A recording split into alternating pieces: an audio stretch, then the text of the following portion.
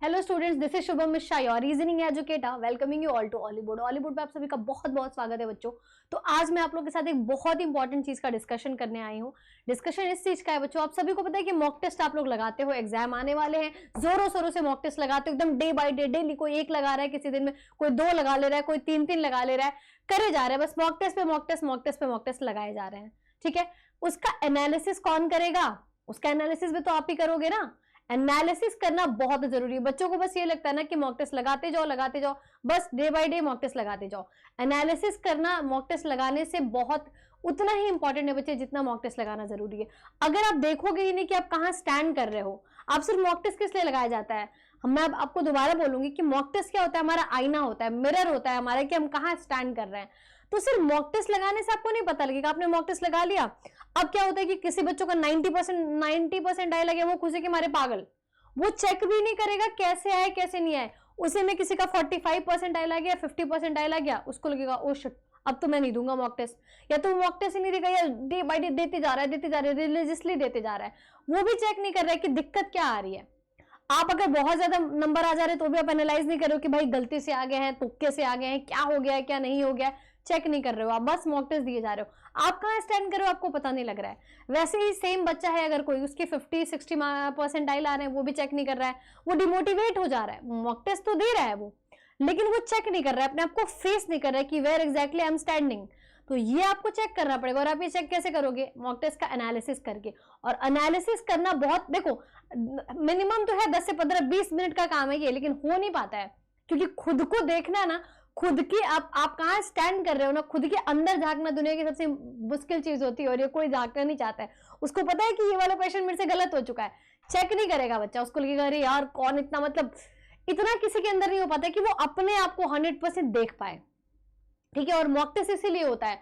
अगर आप mock test 100 mock test दे दो, अगर आपने एनालिसिस नहीं किया है, आप जहां खड़े थे ना, अगर आप 75% पे खड़े हो तो आप आ जाओगे 60 पे, और धीरे धीरे आ जाओगे 55 पे, फिर 50 पे चले आओगे। ये ग्राफ जो है ना आपका नीचे जाता है, ग्राफ आपका नीचे जाएगा, ऊपर नहीं बढ़ेगा अगर आपने मॉक टेस्ट को एनालिसिस नहीं किया। बहुत अच्छे अच्छे स्टूडेंट्स मैंने देखे हैं जो 90% ला करके 75 पे आके रुक गए हैं। ग्रोथ ही नहीं हो पा रही है, ग्रोथ नहीं हो पाएगी, आपके मार्क्स नहीं बढ़ेंगे बच्चों, समझ रहे हो आप? मार्क्स आपके नहीं बढ़ेंगे। ये चीज को आपको ध्यान में रखना पड़ेगा कि अगर आप मॉक टेस्ट दे रहे हैं तो उसका एनालिसिस करें। अब बैक टू द टॉपिक कि एनालिसिस करें कैसे। मैम आप बोल तो रहे हो कि एनालिसिस करो, कैसे करें? बहुत सारे बच्चों को पता नहीं लग पाते, वो बस क्वेश्चन देखते, रॉन्ग क्वेश्चन देख लिया, सॉल्व करके निकल गए। आपको इतनी सारी चीजों को ध्यान में रखनी पड़ेगी, और तभी आपका स्कोर बढ़ेगा। मॉक टेस्ट एनालिसिस किस लिए होता है?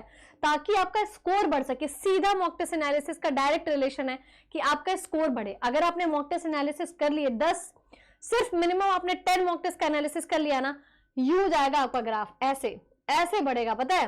वही इसीलिए कुछ बच्चे जो है कि मॉक टेस्ट करके सबसे ज्यादा मॉक टेस्ट का फायदा उठा लेते हैं और वो स्कोर एक्स्ट्रा कर जाते हैं। 1 महीने में, मैं आपको प्रॉमिस करती हूँ ना बच्चे, सिर्फ 1 महीने में, आने वाले 1 महीने बाद आपका एग्जाम है, ये अगर आपने फॉलो कर लिया ना रिलीजियसली, लिख करके नोट करके, आई प्रॉमिस यू कि अगर आपका 75% आ रहा है ना तो 95 पे चले जाओगे, आप 90 पे चले जाओगे। अगर आपका 50 आ रहा है, 45% आ रहा है ना, तो आराम से आप 80, 85 क्या 90 तक भी पहुंच सकते हो। मैं आपको ये सारी चीज को प्रॉमिस कर सकती हूँ हर एक स्टूडेंट को।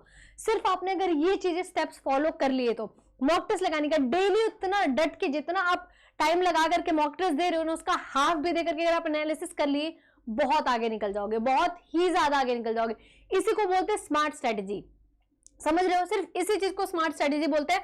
पढ़ते रहना घंटों, वो पढ़े जा रहे। गधे और घोड़े में यही डिफरेंस होता है। घोड़े को पता होता है कि मेरी स्ट्रेंथ कहाँ है, तो आप अपनी स्ट्रेंथ यहां से तो देखोगे ना, एनालिसिस करके तो देखोगे आपकी स्ट्रेंथ क्या है, वीकनेस कहाँ है, आप कहाँ पे मिडिल पे स्टैंड कर रहे हो।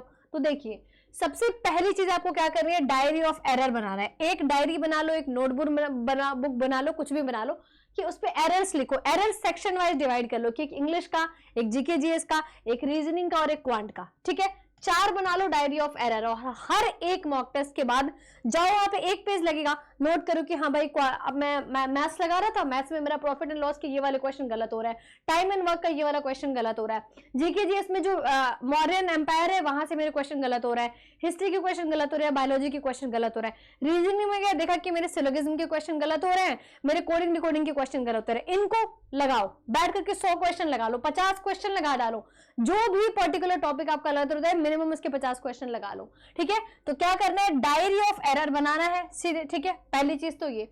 अब रॉन्ग क्वेश्चन, सबसे पहला आप एनालिसिस करोगे मॉक टेस्ट का, सबसे पहली चीज क्या देखोगे कि रॉन्ग क्वेश्चन क्या किया है आपने, ठीक है। एक सेकेंड रुक जाओ, रॉन्ग क्वेश्चन देखोगे सबसे पहले कि क्या क्या मैंने रॉन्ग किया है, उसको आपको टाइप नोट कर लेना। जैसे आपने रॉन्ग किया, अभी मैंने बताया प्रॉफिट एंड लॉस का, लिख लो जाकर के डायरी ऑफ एरर पे, प्रॉफिट एंड लॉस मैंने गलत किया था। इंग्लिश में गए तो मैंने एरर डिटेक्शन में ये वाला सब्जेक्ट एंड वर्ब एग्रीमेंट का क्वेश्चन गलत किया था, या मैंने आरसी का गलत कर लिया था, मैंने फिलर्स का गलत कर लिया था, मैंने वोकैब गलत कर ली थी। वैसे ही रीजनिंग का बनाओ, वैसे ही आप जीके जीएस का बना लो। तो रॉन्ग क्वेश्चन सबसे पहले आप देखोगे, रॉन्ग क्वेश्चन नोट कर लिया, अब आगे आप स्किप क्वेश्चन पे, यही आपको पॉइंटर्स भी बनाने हैं, सेम यही पॉइंटर्स बनाने हैं। स्किप द क्वेश्चन, कौन से क्वेश्चन आपने स्किप किए जल्दी जल्दी के चक्कर में, या आपको टाइम कम लग रहा है, आपको लग रहा था बहुत ज्यादा टाइम लगेगा, 1 मिनट से ज्यादा लगेगा, आपने स्किप कर दिया, आपने अटेम्प्ट ही नहीं किया मॉक टेस्ट में। तो ये बहुत ज्यादा इंपॉर्टेंट होता है, इसको बच्चे ध्यान नहीं देते हैं, सीधा छोड़ देते हैं मॉक टेस्ट में। मॉक टेस्ट एनालिसिस के टाइम पे सीधा स्किप क्वेश्चन, ग्रे दिख रहा है छोड़ देंगे, मतलब ही नहीं है उससे। आपको इस पे सबसे ज्यादा ध्यान देना है, यही आपको आगे ले जाएगा बाकी बच्चों से। तो इस चीज को आपको एकदम ध्यान से देखना है कि भाई कौन सा क्वेश्चन स्किप किया है, वो भी जाके नोट करो कि भाई ये वाला मैंने नोट कर दिया था और क्यों स्किप किया था। मान लो आप टाइम एंड वर्क का क्वेश्चन था, या मैं कह रही हूँ रीजनिंग में सिलोगिज्म का क्वेश्चन था, कैलेंडर का क्वेश्चन था, आपने इसको स्किप किया, क्यों स्किप किया, क्योंकि आपको 1 मिनट से ज्यादा लग रहे थे, या आपको आता नहीं था। तो अगर ज्यादा टाइम लग रहा है तो उसको कम टाइम में करने की कोशिश करो, और आता ही नहीं था तो उसको क्या करेंगे, आप सीखेंगे। तो ये भी इससे भी ज्यादा इंपॉर्टेंट है, सबसे ज्यादा स्किप क्वेश्चन आपके लिए इंपॉर्टेंट है। सिली मिस्टेक्स, सिली मिस्टेक्स क्या होते हैं, जो आपको क्वेश्चन आता है उसी में आप गलती करते हो, यही होता है सिली मिस्टेक। तो जहां पे आपको लगता है कि 1 नंबर आएंगे, वहां पे आप माइनस में 0.5% लेकर के आते हो। क्या लेके आते हो बच्चे, वहां पे आप माइनस में 0.5 मार्क्स लेकर के आते हो। ये होता है आपका सिली मिस्टेक, आता हुआ क्वेश्चन। जैसे कुछ बच्चे नहीं बोलते कि आता हुआ क्वेश्चन गलत करके आ गए, शिट यार ये क्या कर दिया मैंने, आता हुआ क्वेश्चन गलत कर दिया। इसको आपको इंप्रूव करना है, यही आपको इंप्रूव करना है, क्योंकि आप आती हुई चीज में गलत नंबर लेके आ रहे हो ना, तो ये सबसे ज्यादा नेगेटिव पॉइंट है आपके लिए। यहीं पर एक्यूरेसी, जो मैंने मॉक टेस्ट बताया ना कि मॉक टेस्ट कैसे थे, उसमें मैंने बताया है कि आपको यही चीज तो ध्यान रखनी है कि एक्यूरेसी मेंटेन करना। ये होती है सिली मिस्टेक, जस्ट आप एक्यूरेसी नहीं मेंटेन कर पा रहे हो, बहुत इंपेशेंट हो चुके हो, बहुत जल्दी में हो, बहुत हड़बड़ी में हो। तो आपको पेशेंस, ये चीज आपको लिखना पड़ेगा कि किस आते हुए क्वेश्चन को आपने गलत किया। कभी भी नहीं आता हुआ क्वेश्चन तो आप गलत करोगे नहीं, जो क्वेश्चन आपको आता था उसी में आप गलती करोगे। अब बात आती है राइट क्वेश्चन की। तो आप लोग बोलोगे मैम राइट क्वेश्चन क्यों देखना है, राइट क्वेश्चन तो कर दिया ना मैंने, छोड़ो उसको। तो ये जो बच्चा आपका ना 600 में से 550 नंबर लेके आता है ना, ये 600 में से जो 550 नंबर लेके आ रहा है ना बच्चा, या मैं कह रही हूँ 95 परसेंटाइल लेके आ रहा है, वो इसी की वजह से लेके आ रहा है। उसका सब कुछ परफेक्ट है, उसके कोई क्वेश्चन रॉन्ग नहीं हो रहा है, उसका कोई क्वेश्चन स्किप नहीं हो रहा है, उसके सिली मिस्टेक्स नहीं हो रहे हैं। वो राइट क्वेश्चन देख रहा है कि किस क्वेश्चन को वो 1 मिनट से ज्यादा में कर रहा था, और अगले टेस्ट में उसको क्या करता है, वो क्या करता है कि 55 सेकंड में कर रहा है, उसके अगले में वो 50 सेकंड में कर रहा है, उसके अगले में वो 40 सेकंड में कर रहा है। तो राइट क्वेश्चन इसलिए देखना होता है कि जिस क्वेश्चन में आप ज्यादा टाइम लगा रहे हो उसका टाइम रिड्यूस करें। रिड्यूस कैसे करेंगे, उसकी प्रैक्टिस कर लो, 50 क्वेश्चन की, 40 क्वेश्चन, 30 क्वेश्चन की प्रैक्टिस कर लो, रिड्यूस हो जाएगा टाइम। तो यहाँ पे आपको क्या करना है, राइट क्वेश्चन में क्या करना है बच्चे, टाइम रिड्यूस करना है। टाइम क्या करना है आपको, टाइम रिड्यूस करना है राइट क्वेश्चन में।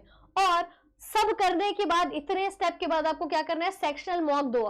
अब जिस में आपने रॉन्ग किया था सीधा मॉक टेस्ट पे मत पहुंचो। 1 हफ्ते आप ये वाला काम करो, पहले 1 हफ्ते डेली मॉक टेस्ट मत दो। मॉक टेस्ट दिया, इतना बैठ करके एनालिसिस करो, ये गलत किया, अब सबके 50-50 क्वेश्चन कर डालो हर एक टॉपिक की। रॉन्ग क्वेश्चन हो गया, स्किप क्वेश्चन हो गया, सिली मिस्टेक हो गया, राइट क्वेश्चन तो आपको टाइम कम करना है, उसको आप ध्यान देकर के कम कर लेना। अब आ जाओ सेक्शनल मॉक्स। इतना देने के बाद सीधा मॉक टेस्ट पे नहीं पहुंचना है, नहीं, आपको क्या करना है बच्चे, सेक्शनल मॉक देना है। अब सेक्शनल इंप्रूव करना है, उसके बाद जाकर के आप क्या करोगे, तब जाके मॉक टेस्ट दोगे। I promise you student, I promise you, इतना करके देखो ना, अगर नहीं इंप्रूवमेंट हुई या नहीं चेंजेस मिले ना, तो आप आगे कमेंट कर देना कि मैम ये सब फॉलो किया और कोई इंप्रूवमेंट नहीं हुई, 1 हफ्ते करके देख लिया। Just do this, just follow this only for 1 week. आप खुद आकर के कमेंट करोगे कि मैम बहुत इंप्रूवमेंट हुई है, और इसको सीरियस लो, गधों की तरह लिखते जाना, क्वेश्चन सॉल्व करते जाने से कुछ भी नहीं होगा। आप कहाँ स्टैंड कर रहे हो उसके एनालिसिस करना बहुत जरूरी होता है। जितने भी स्पोर्ट्स पर्सन होते हैं, जितने भी एथलीट्स होते हैं ना, वो अपने आप को एनालाइज करते हैं, इसीलिए वो कम टाइम में ज्यादा बेटर कर पाते हैं। तो आपको कम टाइम में ज्यादा बेटर करना है तो स्मार्ट अप्रोचेस करने पड़ेंगे, रादर देन कि गधों वाली मजदूरी करते रहने की, किए जा रहे क्वेश्चन किए जा रहे 500 क्वेश्चन कर रहे, 1000 क्वेश्चन कर रहे, इधर जाके मॉक टेस्ट दे रहे, उधर जाके मॉक टेस्ट दे रहे। नहीं, एनालिसिस करो कम टाइम में ज्यादा। जैसे बोलते हैं ना क्वांटिटी ओवर क्वालिटी, तो आपको यही काम करना है कि क्वालिटी ओवर क्वांटिटी करना है। क्या करना है? क्वालिटी ओवर क्वांटिटी, कि आपको क्वालिटी पे ध्यान देना है। क्वालिटी पे कैसे ध्यान दोगे? जब अपने ऊपर काम करोगे। अपने ऊपर काम करने के लिए आपको ये सब चीजें करनी पड़ेंगी। तो एक हफ्ते एक ही मॉक टेस्ट दो, लेकिन ये सब काम करो। एक हफ्ते सिर्फ एक मॉक टेस्ट दो और ये काम करके देखो, अगले हफ्ते जो आप बाउंस करोगे ना, बाउंस बैक आपका होगा, बहुत बेहतरीन होगा। और अदर देन तो आप इस चीज को बच्चे ध्यान से करके देखिए, ये चीजें नोट करिए, डेली करिए, और आप खुद बताएंगे कि मैम इंप्रूवमेंट हुआ है। ठीक है बच्चे? तो ये आप लोग करके देखना, ठीक है? और मुझे बताना कि कैसी लगी आपको एनालिसिस की वीडियो, कितना आपके में इंप्रूवमेंट हुआ, कितना नहीं हुआ। ठीक है बच्चे? चलिए मिलते हैं क्लास में आपको अगली क्लास में, तब तक के लिए thank you and good bye.